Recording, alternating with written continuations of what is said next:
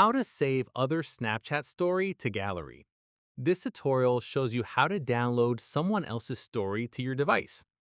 First, open the Snapchat app on your Android device. After that, tap on the Stories section to view all recent stories from your friends. From there, browse through and find the story you want to save.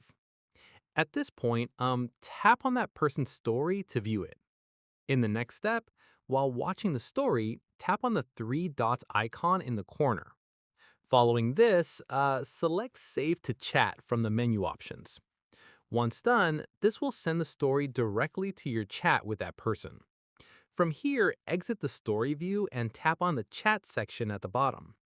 At this stage, find and open your conversation with that person. After this, you'll see the story you just saved appearing in your chat. Once completed, long press on the story until a menu appears. Finally, tap Save to Camera Roll to download it to your gallery.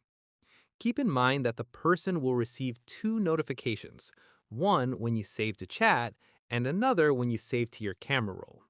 You can verify the saved story by checking your phone's gallery in the Snapchat folder. And that's it. If this story saving guide helped you download Snapchat stories, give it a like, subscribe for more Snapchat tutorials, and tap the bell icon for updates. See you in the next one.